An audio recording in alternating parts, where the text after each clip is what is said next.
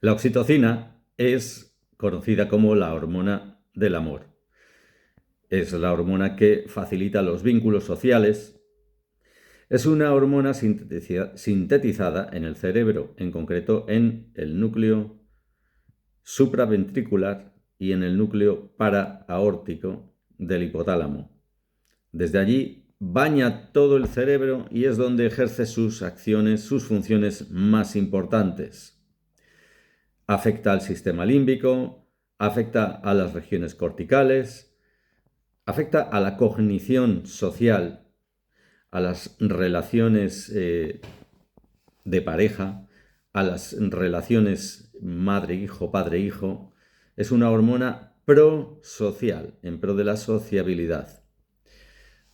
Eh, Desde estos núcleos donde se produce, aparte de ir a bañar todo el cerebro, también va a la hipófisis posterior, que es un órgano diferente de la hipófisis anterior en realidad, aunque están pegados. La hipófisis posterior es parte del cerebro y allí se deja salir, hay neuronas que permiten o no permiten, que obstruyen o abren la salida de la oxitocina a la circulación.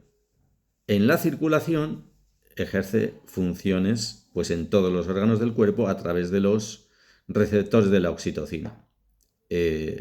Por ejemplo, en el periodo perinatal, pues es un agente clave, por ejemplo, en el parto, obviamente, donde los receptores del músculo liso a la oxitocina, eh, pues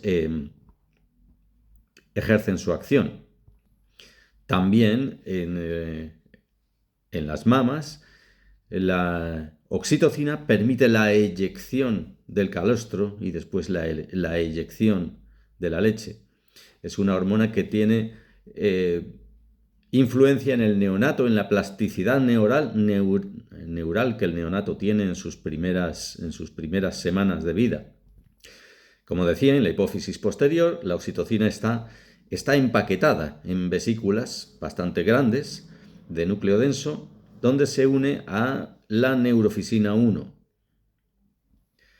Y entonces neuronas que están en otros lugares tienen sus axones que llegan hasta la hipófisis posterior y es donde estas terminaciones nerviosas actúan como un grifo abriendo o cerrando la salida de la oxitocina. De tal modo que las concentraciones de oxitocina endógena son unas 1000 veces superiores en el cerebro que en sangre.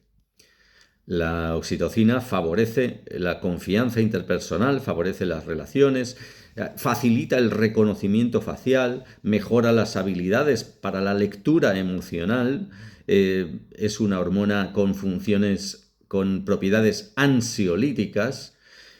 A nivel periférico, en el corazón, por ejemplo, reduce la presión arterial, reduce el ritmo cardíaco, modula la percepción del dolor. Los dolores son más suaves con oxitocina, inhibe el apetito, por eso no podemos comer, es incompatible comer con el sexo, por ejemplo.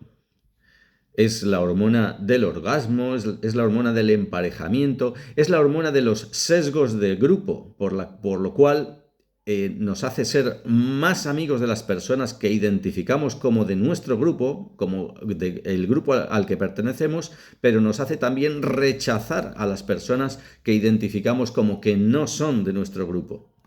En el hombre facilita la erección. Es una hormona que se cree que está en la base de la causa del autismo, de la falta de oxitocina. Y la oxitocina tiene una relación curiosa con la vasopresina. La vasopresina es la hormona antidiurética que hace retener líquidos, pero se genera igual que la oxitocina en la hipófisis posterior por un mecanismo similar. Y sus acciones de alguna forma se complementan. Por ejemplo, se ha visto que cuando se administra la droga MDMA, la metilendioximetanfetamina, los niveles de oxitocina después son unas 8,5 veces más altos, pero solo en individuos sanos. Eso no ocurre en individuos con carencia de vasopresina. O sea que el MDMA a personas sanas les hace generar oxitocina en gran cantidad y a personas que carecen de vasopresina, no. La oxitocina no siempre es necesariamente la hormona del amor, porque es también la hormona del contagio emocional, con lo cual si la emoción predominante en la persona de enfrente o en el grupo es el enfado, la oxitocina favorece ese enfado, por poner un ejemplo. La oxitocina tiene ciertas diferencias en mujeres y en hombres. En mujeres las respuestas a la oxitocina son más rápidas y más intensas que en hombres. En el feto antes del nacimiento ya se genera oxitocina en su cerebro, en los mismos núcleos que en el adulto, y se genera en su hipófisis, se libera a través de su hipófisis posterior a la circulación sanguínea.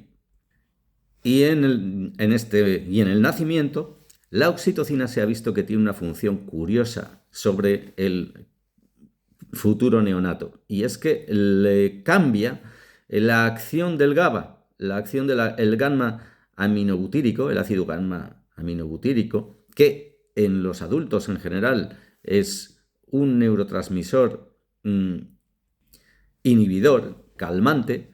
En cambio, en el feto se convierte en un neurotransmisor excitante y analgésico. Y todo eso es para preparar al próximo a nacer neonato. Así como en el parto la oxitocina materna no pasa al neonato, sin embargo en la leche sí, en el calostro. En el calostro hay pequeñas dosis de oxitocina que le llegan al neonato. Y en el neonato esa oxitocina ingerida actúa en las vellosidades intestinales para protegerlas de la inflamación que podría producir el alimento que recientemente acaba de empezar a ingerir. Claro, este efecto no se produce en los bebés que tienen lactancia de fórmula, de lactancia artificial. En el neonato, como en el adulto, la secreción de oxitocina se ve favorecida, la producción de oxitocina se ve favorecida por el amamantamiento, por los masajes, el contacto visual, la voz suave del adulto, el susurro, el ambiente en general cálido y acogedor. Lo cual nos hace deducir que en una separación madre-neonato, el neonato no va a tener igual la secreción de oxitocina. Va a estar en un estado de ansiedad, un estado de miedo, con mucha menos cantidad de oxitocina bañando su cerebro. Y en la madre, la oxitocina durante el parto la prepara para todo lo que es equivalente al nido, el nido evolucionado del ser humano, el preparar el nido, el preparar la cuna, el preparar la cuna en término genérico, la recepción del neonato. La oxitocina actúa como sedante, como calmante para el dolor en el parto. Por supuesto, la oxitocina endógena producida en el cerebro.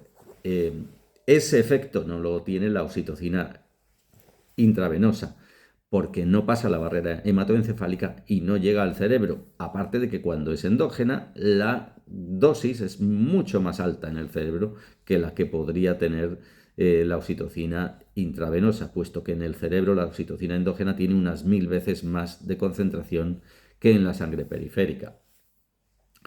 Entonces, muchos de estos efectos son difíciles de examinar, difíciles de comprobar científicamente, pero hay efectos que sí son más evaluables, y en estos efectos se han comprobado la acción de la oxitocina. Por ejemplo, se ha visto que hay mayor prevalencia de depresión, mayor prevalencia de ansiedad, mayor prevalencia de somatización en mujeres que han recibido oxitocina intravenosa durante el parto que en mujeres que han tenido su parto solo con su oxitocina endógena producida en sus cerebros.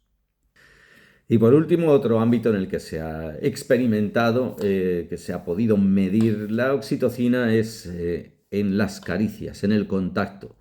Se sabe que la oxitocina se produce en el contacto positivo, el contacto suave, el contacto amoroso, y se reduce en cambio en el contacto agresivo, en el castigo, en el contacto físico violento.